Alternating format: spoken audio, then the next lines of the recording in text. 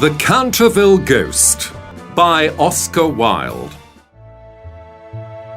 When the American minister, Mr. Hiram B. Otis, bought the large old house called Canterville Chase, everyone told him that he was very foolish. "There is a ghost here," said Lord Canterville. "I'm not afraid," said Mr. Otis. Mr. Otis bought Canterville Chase, and a few weeks later, he moved into the house with his family. Mr. Otis's wife, Lucretia, their eldest son, whose name was Washington, his sister Virginia, the twins, who were lovely little boys, but they liked to play tricks on people. As they got near to Canterville Chase, an old woman stood in front of the house. Her name was Mrs. Umney, and she was the housekeeper. "Welcome to Canterville Chase," she said. "I have tea ready for you in the library." "Something has been spilt here," said Mrs. Otis. "Yes, madam. That is the blood of Lady Eleanor de Canterville. No one can clean the blood from the floor." "That's silly."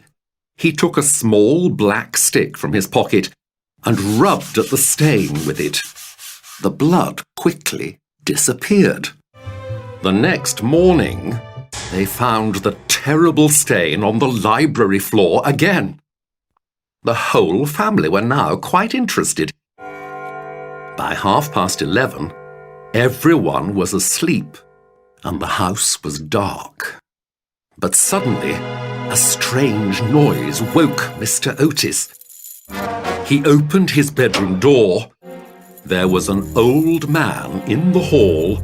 "My dear sir," said Mr. Otis, "your chains are making a terrible noise." The Canterville Ghost stood still for a minute.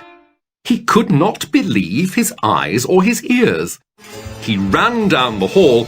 As he got near the top of the stairs, a door opened and two little boys appeared. Suddenly, they threw a large pillow at the ghost's head. How could these people be so rude to him? Why weren't they afraid of him? The ghost appeared again on Sunday night, soon after the family went to bed. The ghost tried to put on a suit of armour, and it fell to the floor. Mr. Otis and the twins ran downstairs. They saw the Canterville Ghost sitting on a chair.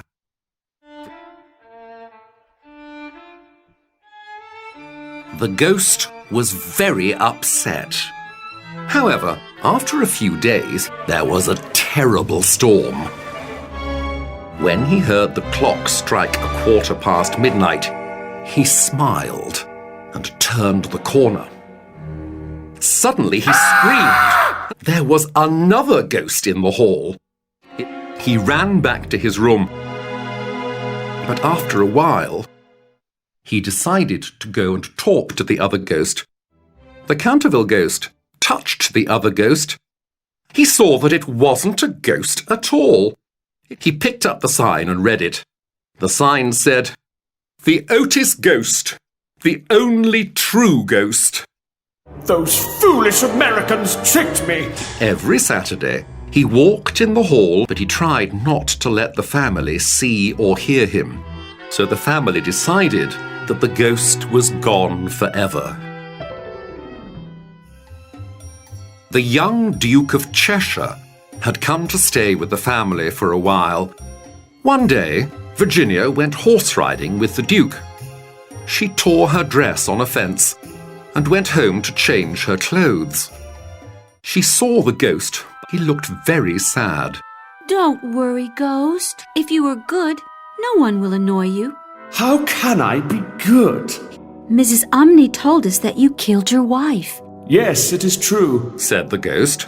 "She was a terrible wife, and I don't think it was very nice of her brothers to starve me to death, even though I did kill her." "Oh, poor Ghost! Are you hungry?" "No, thank you. I want to sleep, but I cannot, and I'm so tired." "How can I help you?" "You can ask the angel of death to let me sleep forever." The ghost took Virginia's hands. Suddenly, the wall opened up into a big black hole. The family looked all over the house and garden, but they did not find Virginia. Then, at midnight, the family heard strange music and ran into the hall.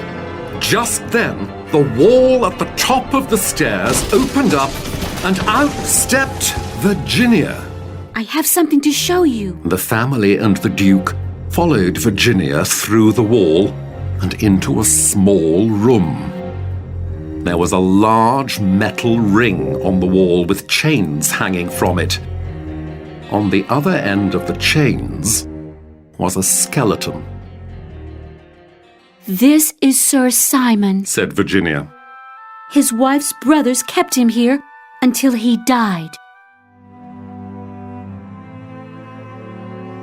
4 days later, there was a funeral at Canterville Chase.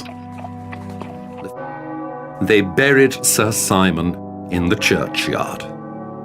Virginia put some flowers on his grave, and her eyes filled with tears. Goodbye, Sir Simon. She said,